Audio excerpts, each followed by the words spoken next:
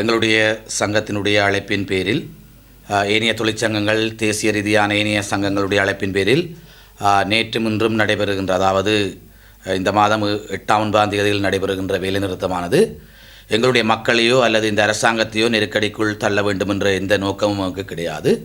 ஆனால் எங்களுடைய மக்கள் எங்களுடைய வேலைநிறுத்தத்தினூடாக பாதிப்புகளை எதிர்கொண்டிருப்பார்களாக இருந்தால் அவர்கள் எங்களுடைய வலியையும் அவர்கள் புரிந்து கொள்வார்கள் என்ற நம்பிக்கையோடு 2019ஆம் ஆண்டுக்கு பிற்பாடு ஏற்பட்ட பாரிய பொருளாதார நெருக்கடிகள், ஏனைய சுமைகள் காரணமாக நாங்கள் பலதரப்பட்ட நெருக்கடிகளை தனிப்பட்ட முறையில் அனுபவித்தாலும் இந்த அரசாங்கத்துக்கு நெருக்கடிகளை கொடுப்பதற்கு உசிதமான தருணம் அல்ல என்பதனால் இவ்வாறான வலிய போராட்டங்களை செய்வதை நாங்கள் சற்று தள்ளி போட்டிருந்தோம்.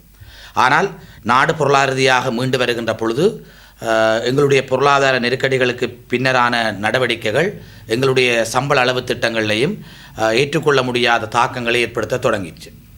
ஆனால் இவ்வாறான ஏற்றுக்கொள்ள முடியாத சம்பள முரண்பாடுகள், ஏனைய நிலைமைகள் சம்பந்தமாக நாங்கள் கடந்த 2 மாதங்களாக ஜனாதிபதியினுடைய தொழிற்சங்கங்களுக்கு பொறுப்பான பணிப்பாளர், இந்த நாட்டினுடைய பொது நிர்வாக உள்நாட்டலுவல்கள் அமைச்சினுடைய செயலாளர் ஆகியோரோடு நாங்கள் ஏனைய தரப்புகளோடும் பொறுப்பு வாய்ந்த சங்கம் என்ற அடிப்படையில் எங்களுடைய நியாயப்பாடுகளை நிதர்சனமாக அவர்களுக்கு எடுத்திருந்தோம். ஆனால் எடுத்துரைத்திருந்த கோரிக்கைகள் எவையுமே இன்று வரை நீர்த்து போகக்கூடிய வகையிலான செயற்திட்டங்களைத்தான் அரசாங்கம் செய்து வருவதாக நாங்கள் அனுமானிக்கின்றோம். எங்களோடு பேச்சுக்களை நடத்தியிருந்த போதிலும் எந்த வகையான நியாயமான நடைமுறைகளையும் இந்த அரசாங்கம் எடுத்திருக்கவில்லை அல்லது உத்தரவாதங்களை எழுத்து மூலம் தந்திருக்கவில்லை. ஊடகத்தினராகிய நீங்களும் அறிந்திருப்பீர்கள், உங்களுடைய ஊடகங்களில் இந்த செய்திகள் பரவலாக பேசப்பட்டிருக்கும்.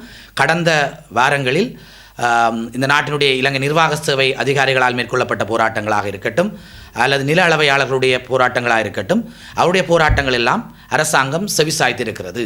நிபந்தனையற்ற வகையில் 25,000 ரூபாய் சம்பள உயர்வுக்கு அவர்கள் சம்மதித்திருக்கிறார்கள்.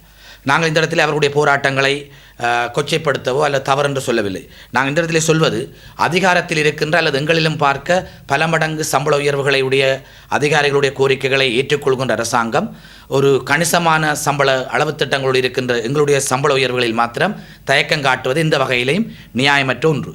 இன்று இந்த நாட்டிலே கொள்கை வகுப்பாளர்களாக இருக்கக்கூடிய இலங்கை நிர்வாக சேவை அதிகாரிகளுடைய சம்பளங்கள் 6 லட்சத்தை தாண்டிய வகையில், அதாவது லட்சங்கள் தாண்டிய வகையில் இருக்கின்ற பொழுது இன்னமும் எங்களுடைய சம்பளங்கள் 50,000 தாண்டாத 50,000 60,000 இடைப்பட்ட சம்பளத்திலே இருக்கின்றோம்.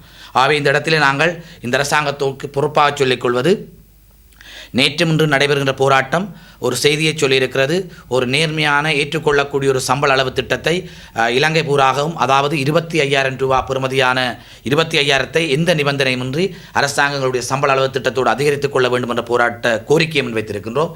இந்த கோரிக்கைக்கு சாதகமாக இந்த அரசு செவிசாய்க்க தவறுமாக இருந்தால் எதிர்காலத்தில் இந்த போராட்டத்தினுடைய வீரியம் அல்லது வடிவம் வேறு வடிவங்களில் மாறும் என்றதோடு அந்த போராட்டமானது ஒட்டுமொத்த இலங்கை தீவில் இருக்கக்கூடிய எல்லா சேவை சார்ந்தவர்களும் நியாயமாக இந்த சம்பள உயர்வு கிடைக்கப்பெற வேண்டிய சகல அரசு துறை சார்ந்தவர்களையும் உள்ளடக்கியதாக இந்த போராட்டம் விஸ்வரூபம் எடுக்கும் என்ற செய்தியை நாங்கள் இந்த இடத்தில் பதிவிடுகிறோம். ஏனென்றால் இன்றைக்கு நடக்கின்ற இந்த போராட்டம், இன்று நேற்று நடக்கின்ற போராட்டம் எங்களுடைய அபிவிருத்தி உத்தியோகத்தர் சங்கம் மாத்திரமல்ல, ஏனைய பல சங்கங்கள் இந்த போராட்டத்தில் இணைந்திருக்கிறது. இன்னும் இந்த போராட்டம் நியாயமான சம்பள உயர்வு யார் யாருக்கு கிடைக்க வேண்டுமோ அந்த சங்கங்களையும் இணைத்து எங்களுக்கு கிடைக்க வேண்டிய உரிமைகளை நாங்கள் பெறுவதற்கான முனைப்புகளை முயற்சிகள் எடுக்க வேண்டிய நிலைமைக்கு அரசாங்கம் இந்த 2 தின போராட்டங்களையும் சாதகமாக பரிசீலிக்காத சந்தர்ப்பத்தில் அது ஒரு விபரீதமான முடிவுகளை நோக்கியோ அல்லது அடுத்த கட்ட நோக்கியோ நகர்த்தப்பட வேண்டிய தேவைக்கு ஒரு பொறுப்பு வாய்ந்த தொழிற்சங்கம் என்ற வகையில் நாங்கள் தள்ளப்படுகின்றோம் என்ற செய்தியையும் நாங்கள் பதிவிடுகின்றோம்.